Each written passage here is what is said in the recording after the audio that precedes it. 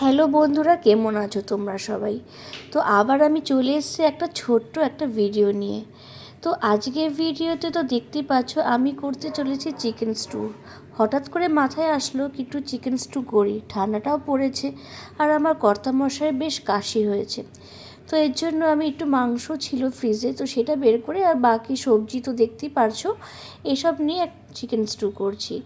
তো আগের ভিডিওতে আমি বলেছিলাম কি আমার বেশিরভাগ সময় আমি বিহারে ছিলাম। আমি ক্লাস 12 তো অবধি ওখানেই ছিলাম ছোটোবেলার থেকে। আমি সিবিএসই থেকে পড়েছি। আর এখানে আসার পর আমি কল্যাণ ইউনিভার্সিটি থেকে গ্র্যাজুয়েট হয়েছি। তো যখন বিহারে আমরা ছিলাম তো ওখানে কিন্তু আশেপাশে কয়েকটা বাড়ি বাঙালি ছিল, বাকি কিন্তু সব নন বেঙ্গলি বাড়ি ছিল, বিহারি বাড়ি। তাদের সাথে কিন্তু আমাদের সম্পর্কটা খুবই ভালো ছিল। এখন অবধি কিন্তু তাদের সাথে আমাদের কন্ট্যাক্ট আছে।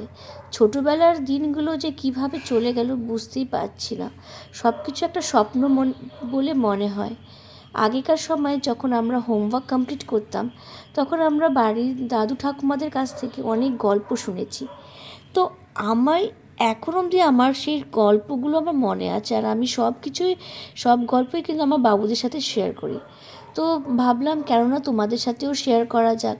তো এই ভিডিওটাতে তো আমি সেইভাবে এখন শেয়ার করতে পারছি না কোনো গল্প, কিন্তু আমি একটা ইন্ট্রোডাকশান দিয়ে রাখছি কি আমার গল্পগুলো যে আছে প্রচণ্ডভাবে ইন্টারেস্টিং। যত গল্প মনে হয় তোমরা শুনেছ একটুখানি আলাদা। কেন কি বিহারে যেখানে আমরা থাকতাম সেই জায়গাটা ছিল আগেকার সময় রাজা মহারাজাদের। তো ওখানকার একটা দাদু ছিল, যখন উনি খুব ছোট ছিল তখন উনি রাজা মহারাজা দেখেছিলেন। তখনকার সময় যখন আমরা ছোট ছিলাম তখনই ওই দাদুটার বয়স 90+ ছিল। আর তার কাছে সত্যিকারের অনেক গল্প ওখানকার শুনতে পেরেছি। কিছু কিছু কিন্তু খুব অবাক হয়ে গেছি, সত্যি কি এরকম হয়। আর কিছু কিছু ওটা গল্প ভেবেই নিয়েছি। তো আমার কাছে এরকম অনেক কালেকশানস আছে গল্পর। তো আমি তোমাদেরকে নেক্সট ভিডিওতে সেই গল্পগুলো একটা একটা করে শোনাবো। আমার মনে হয় তোমাদেরকে ঠিক ভালো লাগবে।